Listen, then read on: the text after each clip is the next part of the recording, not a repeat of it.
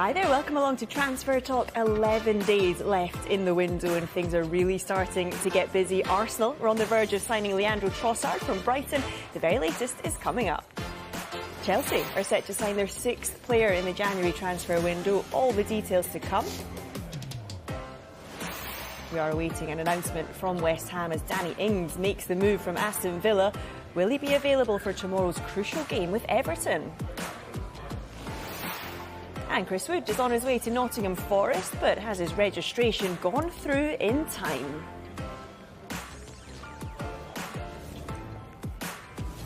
Yeah, welcome along to Transfer Talk this Friday lunchtime, and a very warm welcome to those of you watching along on TikTok as well as on the Sky Sports News YouTube channel. Dan Bardell, Zac Djellab and Flex alongside me this lunchtime, and there is lots to get through. We are going to start with Arsenal though. Leandro Trossard having a medical this morning after a deal was agreed with Brighton for the forward. The fee is an initial £20 million plus add-ons. It could reach £27 million. He'll sign a 4.5-year deal today. Arsenal will have the option to extend that contract for another year. So we know this one is moving ever closer. They were, of course, initially after Mykhailo Mudryk. Dan, how impressed are you with how quickly they've moved on to another target? Yeah, I think it's quite opportunistic and clinical from Arsenal. Obviously, we know Trossard wasn't a target for them at the start of the window. It's unknown whether clubs knew that Trossard would come available in this window, but they've sensed an opportunity and they've taken it. They've reacted fast to what happened with Mudryk. They'd have been disappointed with that.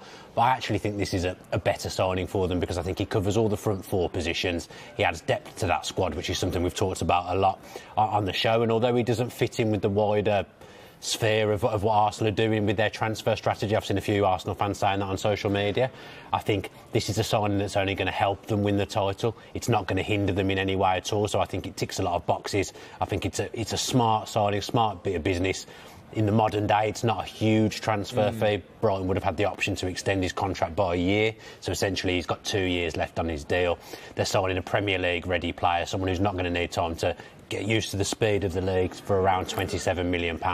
I think Arsenal fans can be very, very happy. Yeah, I mean, Arsenal fans, let us know what you think. Use that hashtag transfer talk. Zac, what will Trossard bring to this Arsenal? Yeah, I think the number one thing is depth. I think if you're looking at Arsenal's starting 11, the left wing position, the right wing position are pretty locked in. The same with obviously Odegaard in the middle as well. But he's a guy that can kind of feature in all three of those positions. When you compare his stats against the other three, he matches really well. He's had a really decent season with Brighton up until obviously moving. And I think obviously the prime position, I think, is that left wing, or possibly giving rest to Odegaard when he needs to have some minutes off on the bench or whatever. And the same with Martinelli on the left. I think he's a guy who's still so young. We always forget, I think, about Martinelli's age, Saka's age, how incredibly young they are, and that they're fighting for the Premier League title. What you don't want to get to is in a position is later on in the season, God forbid, but an injury goes to Martinelli or it goes to Saka, and they don't have the depth to bring players on and to play in games. I think Trossard gives them that. He gives them a bit of experience as well in that front line, which is actually quite incredibly young. And so overall, I think it's a really good deal. A guy that kind of fills multiple positions. He's not the Mudryk of the world, who could have been possibly or can possibly be a world superstar, but he's definitely a really decent bit of business. The 5 subs thing's big as well. Now you look at Arsenal, all of a sudden, if everyone's fit and they pick their best 11, they've got Trossard, Smith Rowe, Vieira, Nketiah to bring off the bench when everyone's fit now. So suddenly they've got those 4 big options that they could bring on if a game's not going well. And I think that's what the Arsenal fans wanted, really. Yeah, and of course it is Manchester United this weekend. We haven't had confirmation of this deal. We know that he would need to be registered by midday to be available to play in that match on Sunday, which is of course live on Sky Sports. You guys both mentioned this word depth. Flex, do you agree? Does he bring the depth that Arsenal need to actually go on and wrap this title race up? I think he does. What's actually very interesting is those stats that we just saw there. When you compare him to the likes of Martinelli, and you compare him to the likes of Saka, etc., he's up there. In a Brighton squad, he's got very similar numbers to those players. There you go there. Look at Martin Odegaard, same thing. He's up there in terms of goals. Okay, a little bit behind in terms of assists, but you know he can contribute. And like Dan said, he can play across the front. He can even play off the front if he has to as well. A really, really versatile player. What I actually wanted to do is give Arsenal credit, actually, just with their whole transfer strategy and where they're at with the likes of Edu and the people who make the decisions along with Arteta at Arsenal, because if you think about it, what they're starting to prove now is they're starting to set up a track record for themselves where that they have viable options. If they don't get option 1, they'll go to option 2. If they don't go to option 2, they go to option 3. There's no scattergun, there's no panic. It's really meticulous, and they find a solution. And it puts them in the position as well where you think, OK, there were rumours about looking at Diaby at Bayer Leverkusen, who was being quoted as £100 million. And by getting someone like Trossard, it allows them to, in the summer, maybe look back, spend a bit more time and possibly get someone at a cut price fee. Because buying someone in January it can cost, it's like an extra kind of premium getting them mid-season. And so they can kind of, in the summer, have a look again, whether they want to go and get a young winger, which they seem to have been after, having previously looked at Rafinha, Mudryk, and now with Trossard coming through the door. I think it's, overall, a great bit of business. But also, as well, I think with Arsenal, is one thing that maybe let them down a little bit last season was experience. You know, if they had those experienced players to carry them over the line, and you want to build a young squad, absolutely. But in kind of contrast to what Mudryk would be, which is young, prospect, really raw, on his way up, Trossard has got that Premier League experience already. He's got a lot to bring to the likes of Saka, to the likes of Martinelli. And I know the argument could be he hasn't played at a club as big as Arsenal before, and I understand that. But in terms of contributing to the league on a consistent basis, he's done that. Yeah, well, that is the Arsenal side of things. What about the Brighton perspective, though? Let's hear from the Brighton boss, Roberto De Zerbi. I don't know. The situation was difficult, I think, because I understood he wanted to leave. I'm sorry for the last period, because I prefer the people when are clear, not when there is some different comportamento. Different behaviors. But we will see.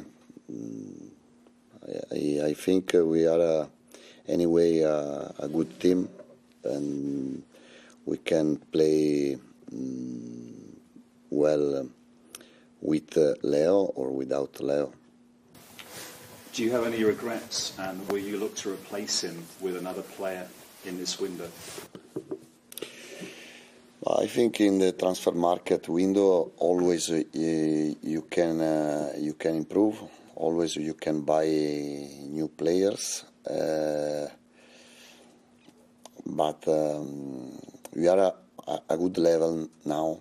The players in squad are very, very good players, and it's not so easy improve the squad.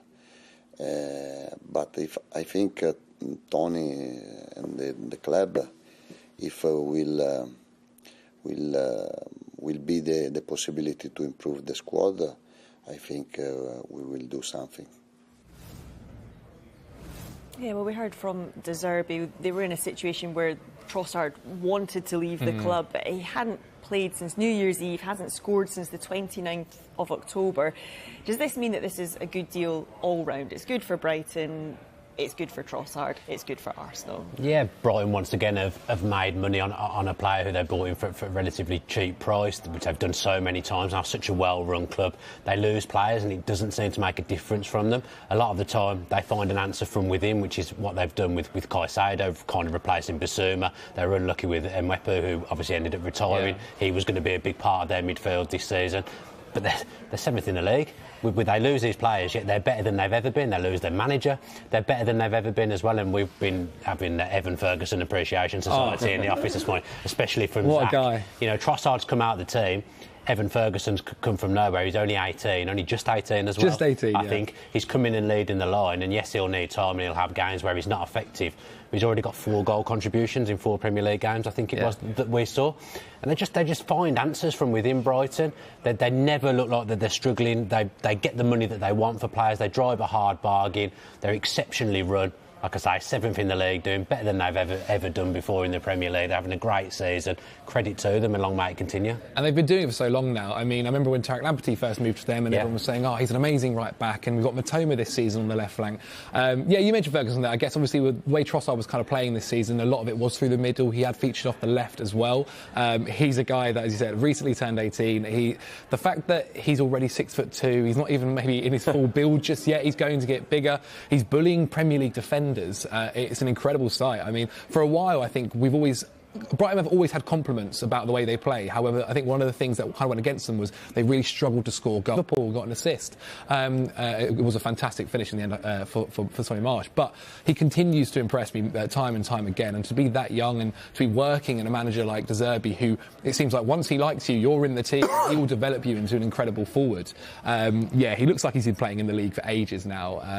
And so I think right now, if you're a Premier League club that are trying to grow, and you don't have the funds of some of the big boys, you look at Brighton and think that is the pinnacle, that is the project we want.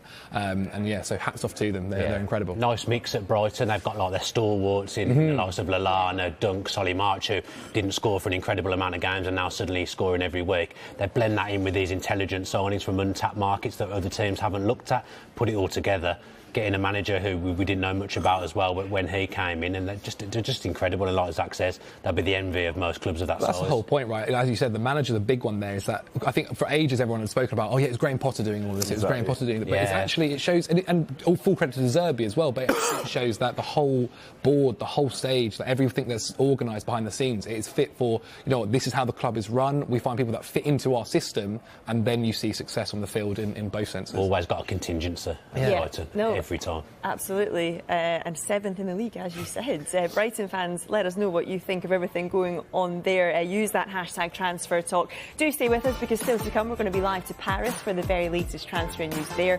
We'll discuss Chelsea as well, as they look to bring in a winger.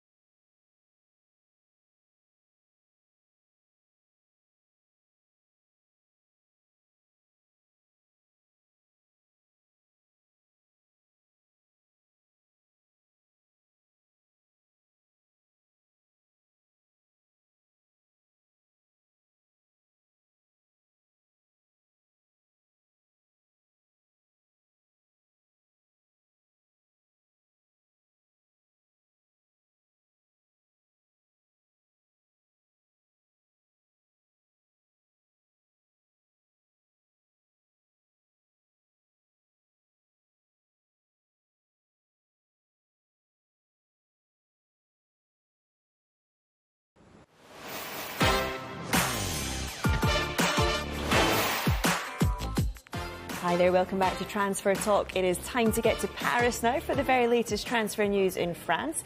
I'm very pleased to say we can speak to French football expert Jonathan Johnson, who joins us now. Jonathan, a very good afternoon to you. We're going to start with Leandro Trossard. We've been talking about him in detail. He's chosen Arsenal. We did hear that there have been a rejected bid by an unnamed European club, though. What can you tell us about that?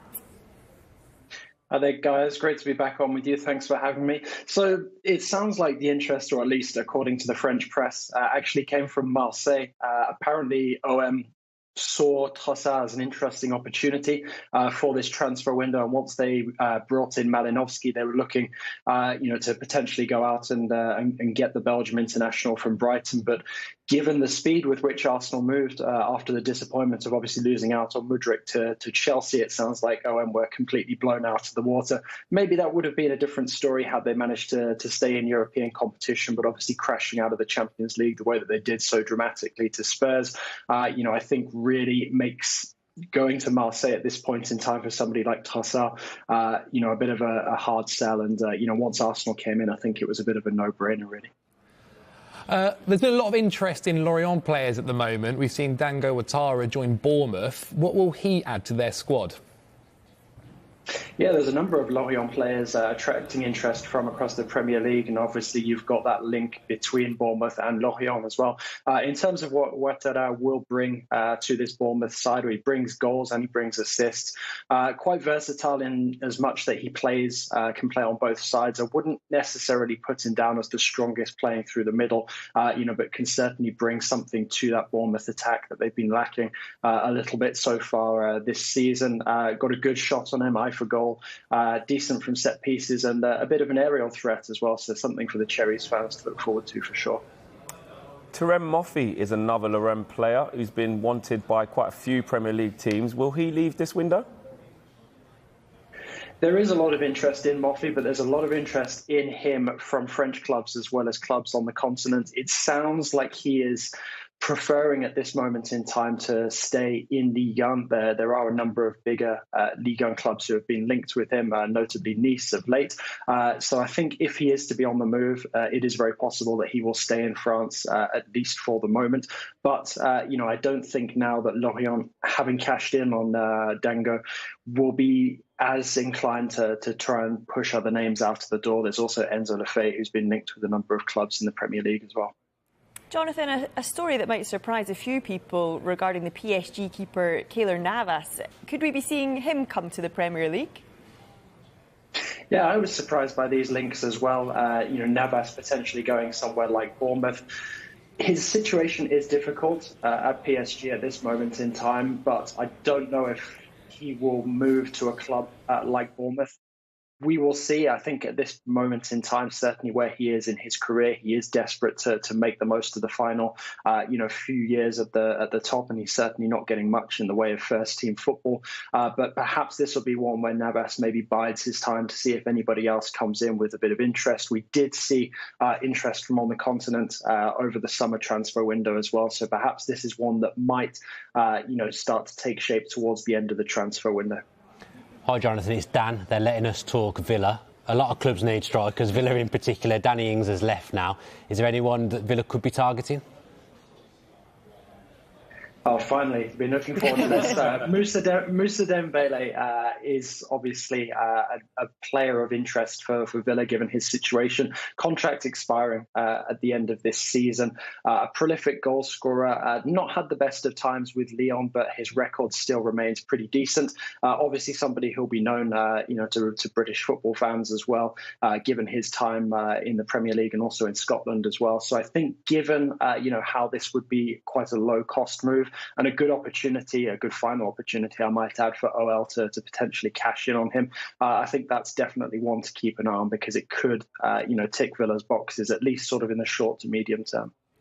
And Jonathan, just before we let you go, we've heard the news this week that Sir Jim Ratcliffe wants to buy Manchester United. He currently owns Nice. Just give us your insight. How has his tenure there gone so far? And should United fans be excited by this potential? It's been a bit of a mixed time so far for Ineos with Nice. Obviously, it's an extremely ambitious project, underlined by the fact that they've just managed to poach Jean-Claude Blanc from PSG. He's been there for over 10 years. So I think in terms of what we're expecting to see from Nice in the near future, it is certainly expected to be exciting times on the Riviera. But the first couple of years perhaps haven't gone completely according to plan. I think there is an element of frustration as well within the fan base that they keep seeing Redcliffe being linked with a number of these Premier League clubs. Obviously, he threw his hat in the ring with Chelsea, and now you've got the links with Manchester United as well. If something like that, was to materialise, I guess there might be the question of, the potential ownership of both clubs, given that Nice is an ambitious project and, is aiming to get itself into the Champions League at some point in the near future. But I guess, we'll cross that bridge if things go that far. But certainly in terms of the Nice project, there is a feeling that, brighter times could be just around the corner after a couple of disappointing early years. OK, Jonathan, brilliant as always to talk to you. Thank you so much for joining us.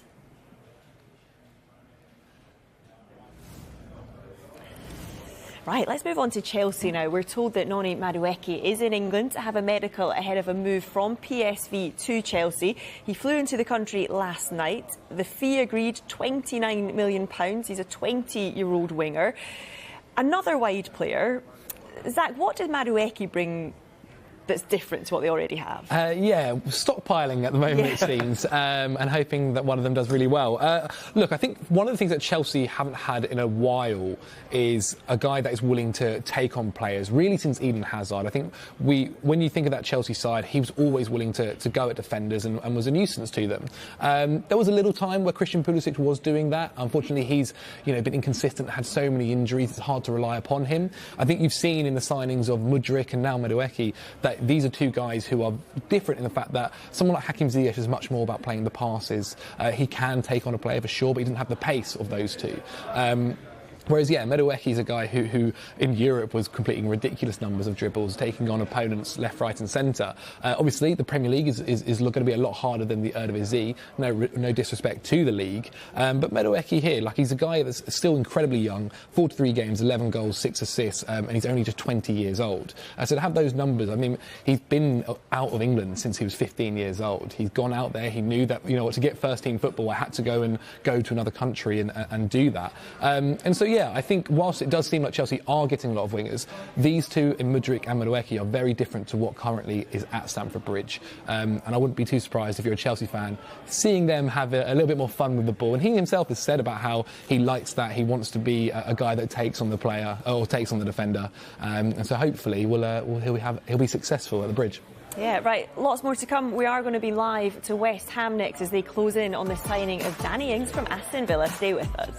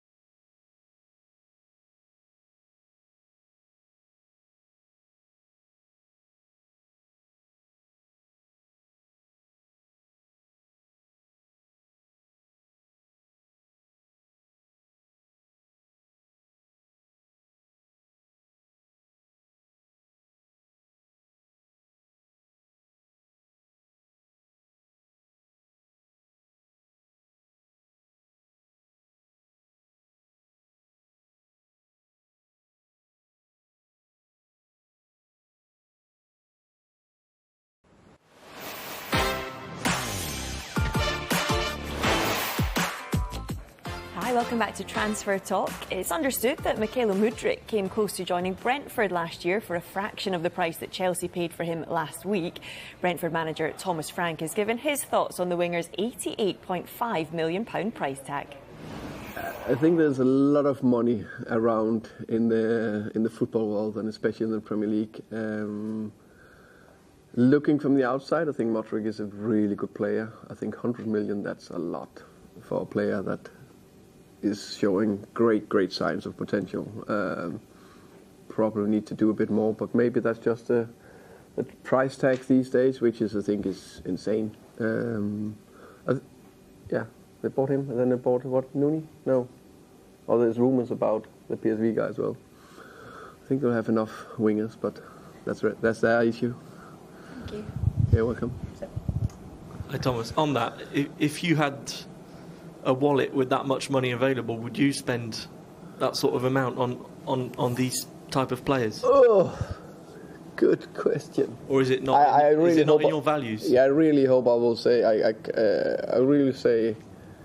hope I could say no. I know there's a market out there, and sometimes you need a player, and sometimes because of the bidding war, the price will go up, and then in some cases you're going to pay too much. So what now looks like a very, very expensive player, with even that he got a huge potential with his CV, I think it's a lot of money. Maybe it's all the money worth in 2 years' time. I mean, Thomas Frank's reaction to that question. He's lying. If Thomas Frank becomes manager of Real Madrid and they want to buy Mbappe, he's not going to say, the value. I always said I wouldn't spend over 80 million on a player. But I like his sentiment, though. He's a great guy, Thomas Frank. We were talking about Chelsea before the break there, because they've just signed a sixth player that we were talking about. Obviously, big money for Mudryk. Do you understand Chelsea's transfer policy here, Flex? Flex loves it. In some aspects, I do. I understand what they're trying to do. In other aspects, I think they've left a little bit to be desired for. But I think their overall goal of where they want to get to versus where they are now, it clearly makes sense. So, yeah, they've spent an awful lot of money in a short space.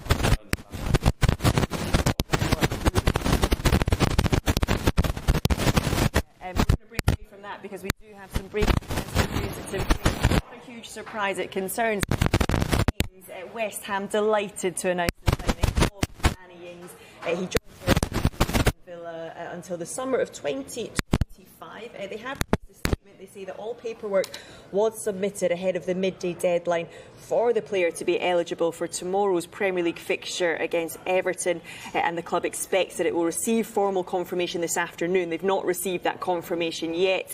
He's 30 years old. They say he'll add depth and quality to the squad, and that he's relishing the opportunity to play for the club. Guys, what is your reaction to this one? Dan, I'm sorry, I'm going to come to you first on this. What will he bring to this West Ham side, though? Yeah, I was OK with it, and then I just saw it then, and I suddenly felt a bit sad about it. It hasn't fully worked out for him at Villa, not because he's a bad player, just I don't think Villa knew how to fit him in. He's had 3 different managers in the space of 18 months, but he is Villa's top goal scorer, so Villa are letting goals go there, proven Premier League goals.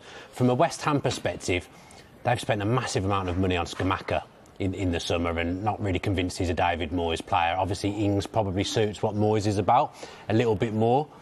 I would have reservations about him playing on his own up front. I'm not sure that's his game. I think he's always performed better when he's been in the front two, unless West Ham are planning to go to a front two. I would worry about him as a lone striker for West Ham, but he'll probably give them an advantage in the relegation scrap at the moment. We were saying earlier that any of the teams down the bottom would have liked to have signed Danny Ings, Everton in particular. That's a massive game coming up at the weekend. Ings has got a great record against them as well, so if he is available to play in that game, which we're assuming he might well be as he's just been announced, then he's got a great record against Everton. Everton fans, that's something else for them to worry about, to go with all the worries they've got already. But I'm mixed with how I feel about it, because obviously I've got my Villa hat on, but I do think he doesn't necessarily solve everything that West Ham are lacking at the moment. Yeah, we will get more thoughts from you guys shortly. We are going to go to West Ham now, though, because we can join our reporter Jamie Weir now with this breaking news. Danny Ings is a West Ham player. Jamie, for David Moyes, this signing could be pretty timely. Yeah, absolutely, and it's an interesting one, Joe, because I was here a couple of weeks ago speaking to David Moyes and asking about West Ham's potential to do some business in the January transfer window, and his answer very much then was, well, it's probably unlikely we're going to do anything. We signed so many players in the summer and the priority is getting them all bedded in, but this opportunity presented itself, and as Dan was saying in the studio there to you, I think it's a great bit of business for West Ham because he will bring goals. He's a proven Premier League goal scorer, and that is something that has dried up for West Ham this season and been a big problem for them. Mikel Antonio, a big source of goals for them last season, the last couple of seasons when they've done so well, just hasn't had his scoring boots on. And Scamacca, as Dan said, a lot of money was spent on him. He hasn't quite hit the ground running either. With Danny Ings, you've got a proven Premier League striker. And look, I know you just announced the news just a few moments ago, but just to recap, it was done before the midday deadline, so he is available for what is a huge game against Everton tomorrow at the London Stadium. And I'm particularly drawn to the very final paragraph of this statement as well, because it says everyone at West Ham United would like to welcome Danny and his family to East London and wish him the very best for his career in claret and blue. Well, he's now completed the hat-trick of Premier League clubs that play in claret and blue, having played for Burnley, Aston Villa and tomorrow perhaps getting his debut for West Ham. OK, Jamie, thank you very much for now. Yeah, so Danny Ings, a West Ham player. Flex, Dan did say there when we came to him about, what was I going to say? I've completely lost my train of thought. Oh, yeah, sorry. That all, the bottom 5 teams in the league, they would all be pretty happy to sign a player like Danny Ings. Why do you think he's picked West Ham? Is it the fact that, Everton were in for him, or Everton just perhaps not as an attractive club? Why do you think the fit is there for him? It is interesting because they're all sort of fighting for Premier League survival. So the job and the task that Danny Ings faces is similar in terms of they're all the teams down there are missing goals. We know that.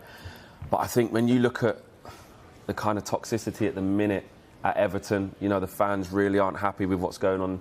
You saw after the last game, some of the fans maybe confronting some of the players, and I think I saw Anthony Gordon go through that, Yerry Mina go through that. There was also some situations where the Everton security had advised, some of the co-owners and owners not to be present at the games for their safety. It's just a really, really difficult environment at Everton, and if you couple that with actually off the back of last year, where they managed to escape relegation as well, and it's almost like it's rolled into another relegation fight. Whereas West Ham, they are not in a great position, and it's not looking good for David Moyes or West Ham, but at least they're coming off the back of what could have been when they went on that great Europa League run last year. So I can see why out of the two, you probably would choose West Ham. And that's a shame because Everton, the fans really want more, and they've put an awful lot of money into that project, and it just hasn't happened for them, and the fans are fantastic there.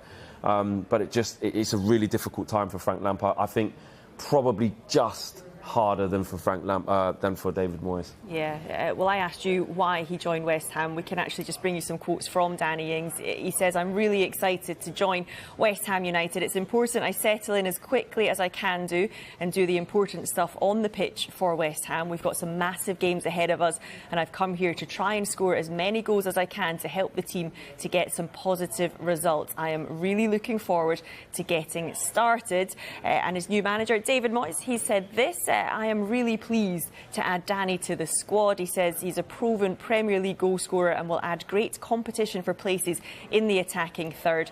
We're looking forward to integrating him into the group as we go into a busy period in our season. Zac, is this a little bit of a last throw of the dice for David Moyes? West Ham spent a lot of money in the summer, and so you think they couldn't, this January they couldn't go big really after what's happened. So I think the fee is really reasonable for someone like Danny Ings. As Moyes mentioned, this is a guy who is a Premier League proven striker. He's done it for several teams. You wonder what could have been if it wasn't for the injuries at Liverpool, whether he could have even gone on to be a huge success there as well. I think it's fair enough to say that his Villa time maybe didn't go to plan. I think Dan may agree to that. West Ham are in need of goals really badly. I still think they're kind of struggling creatively as well. But with Scamacca getting injured, Antonio kind of out of form at the moment, they need somebody there to try and add competition. And Danny Ings definitely does do that. Is it a last throw of the dice? We'll find out come the end of the season. Yeah, we will. Just to reiterate, the club are saying that all paperwork paperwork was submitted ahead of the midday deadline for the player to be eligible for tomorrow's fixture against Everton. The club expects it will receive formal confirmation this afternoon. So, yeah, they are expecting that he could feature against Everton. Dan, you mentioned that he's got a pretty good record against Everton, doesn't he? Yeah, I think it was 6 in 13 or something along those lines when we were looking at the stats earlier. I remember he scored against Everton earlier on in the season at Villa Park in Villa's first home game of the season.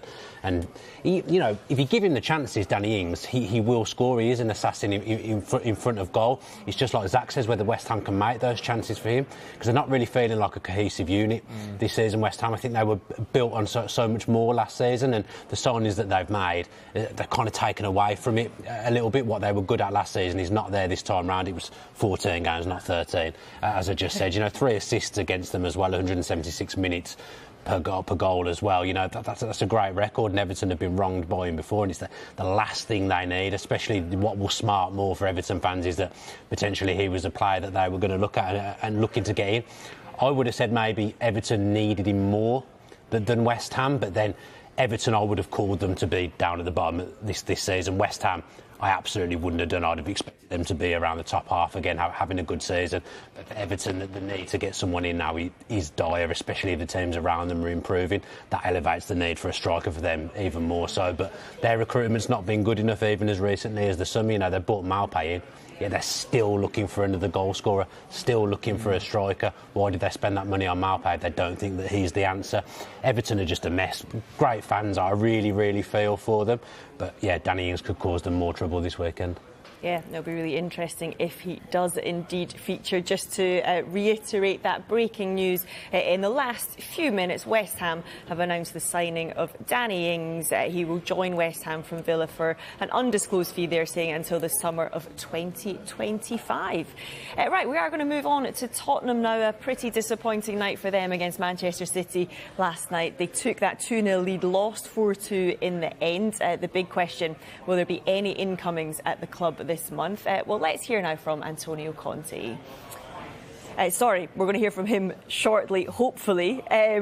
Guys, how much do Tottenham need reinforcements, particularly seeing that game last night? Yeah, they do need reinforcements because, they've got a lot of players who, in my opinion, are below par. You're looking for high-quality players.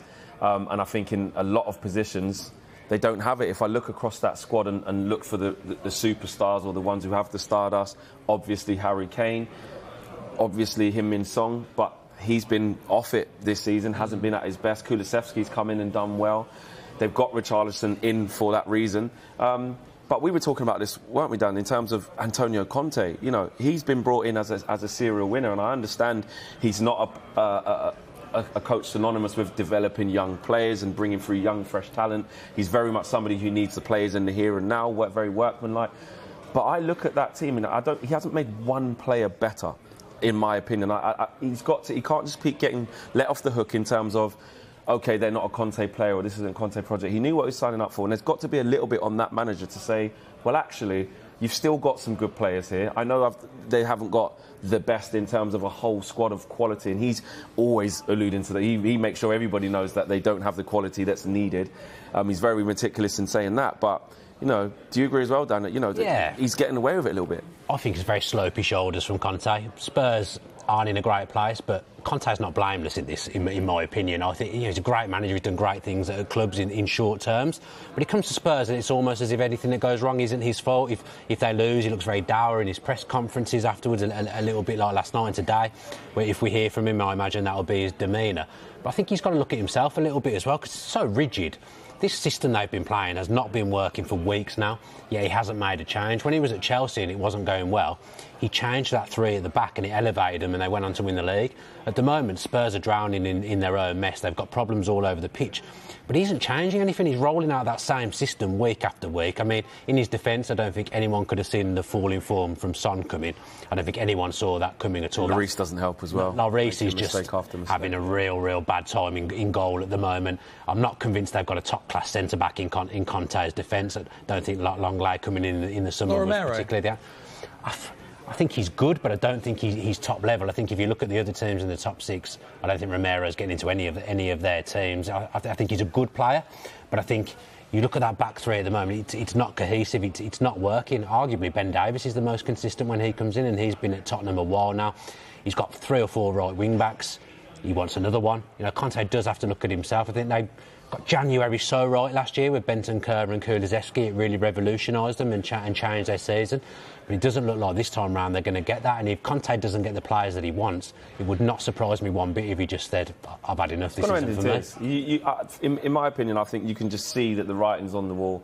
You know, I think when things go badly, you can see in his press conferences, you can see in his post-match reactions, he's just not in it. And I think by the summer, that'll be it. Yeah, Tottenham fans, do you agree with Flex? Let us know. Use that hashtag transfer talk. If you are just joining us, just a reminder, Danny Ings officially a West Ham player. Next up, Nottingham Forest are waiting to see if Chris Wood has been registered in time to face Bournemouth. We'll discuss that deal and what implications it might have on Newcastle next.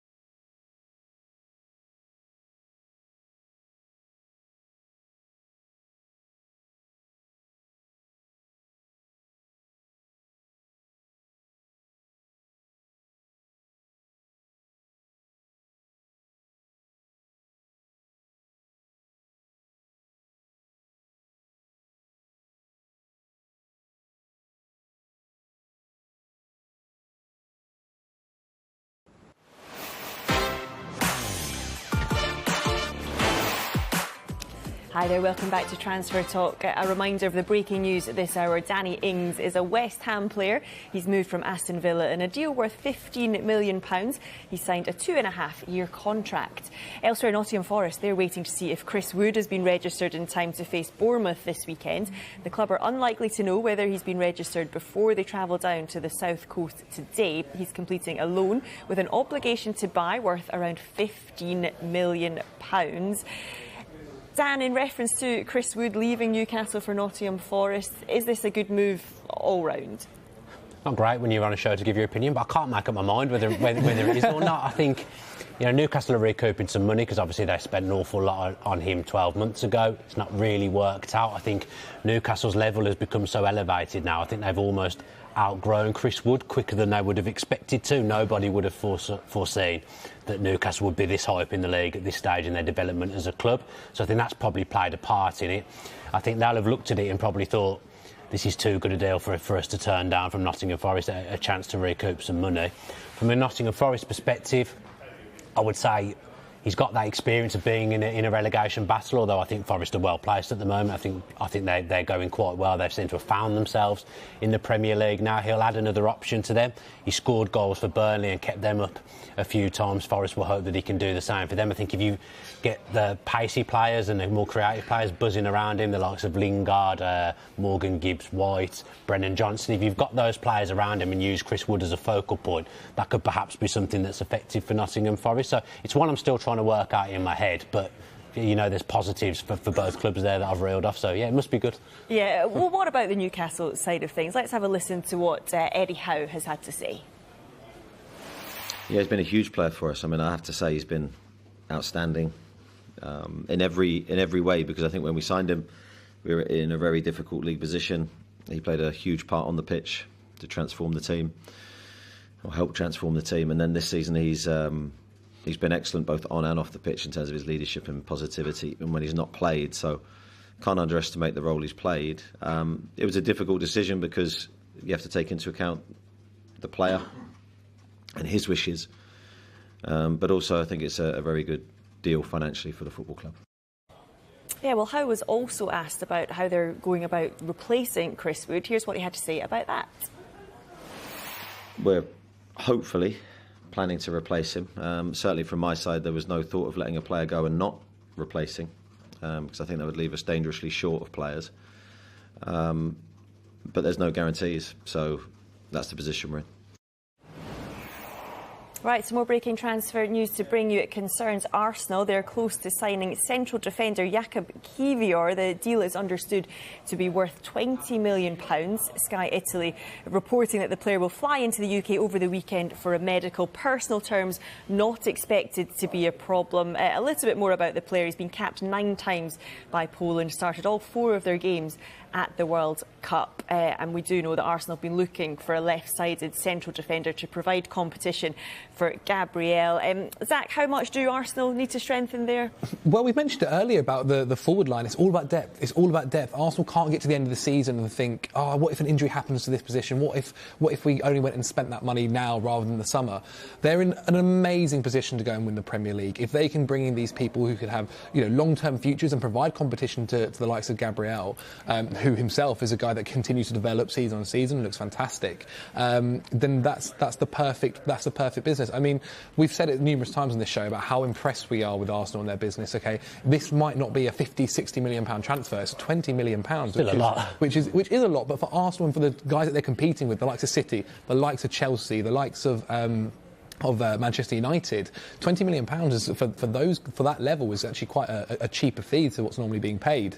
And so yeah, if he can provide competition, if he can provide cover and help Arsenal go forward, or help Arsenal defend to the fantastic degree they have, no complaints here. Yeah, Dan, any surprise to hear that news that they're targeting him?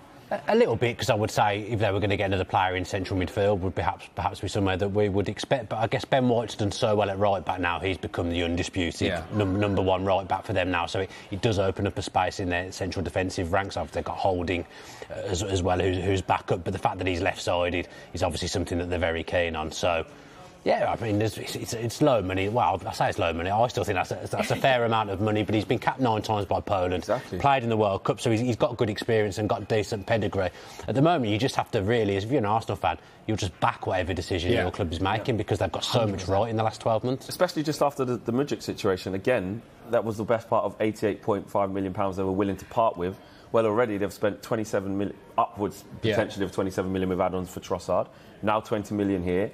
So they're kind of dissecting that money and using it around the squad. Again, wise. There's some left. And there's some left for that central midfielder you're talking about. Yeah, 22 years old as well. We were just trying to find out how old the player was. Right, we've got a couple of minutes left. We're going to turn our attention to Leicester. They're on the verge of completing a £13 million move for Victor Christensen from Copenhagen. The fee could rise as high as £17.5 million, depending on his future performances. Flex, is he what Leicester need? They've had so much injuries at fullback. You know, you look at Pereira, big injuries. You look at James Justin having injuries as well. It's been a real problem area for them, amongst other positions. A welcome addition to a squad that I think in the summer was really difficult for Brendan Rodgers to manage. I think that Leicester squad has kind of hit a ceiling where it needs a revamp, it needs a refresh, it needs reinvestment, which Leicester actually in the past have been really good at doing. They didn't do that, and it turned out that actually their best bits of business were holding on to the likes of Tielemans and Maddison, and obviously we saw the fact that Kasper Schmeichel left as well, so they lost that spine and they lost Fofana as well. So a welcome addition for them, but they still do need more. I think they need an out-and-out right winger. That hasn't been solved, and potentially another goal scorer as well because they're not firing. Yeah, well, one other development at Leicester, they have made an approach to Stoke regarding a possible deal for centre-back Harry Souttar. The Stoke manager, Alex Neil, though, saying the club have no aspirations to sell Harry. Dan, what do we make of that one?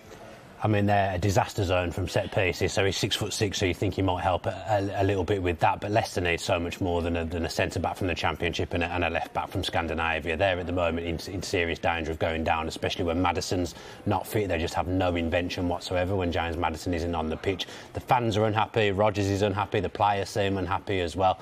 Leicester's just a mess, so yeah, a lot of work to be done, but I wouldn't back them to do it. Like I said about the Arsenal fans trusting what their club's doing, I'm not sure the Leicester fans would trust what their club are doing at the moment. Yeah. OK, Dan, Zac, Flex, pleasure to have your company this lunchtime. Just a reminder that Good Morning Transfers will be back with you at 9 o'clock on Monday morning. And that's followed by Transfer Talk back on Monday at 1 p.m. And the Transfer Show returns tonight at 5 o'clock and 7. But yeah, do stay with us. Plenty more on Sky Sports News. Danny Ings is a West Ham player. Remember, he's signed until the summer of 2025. Much more on that and reaction next.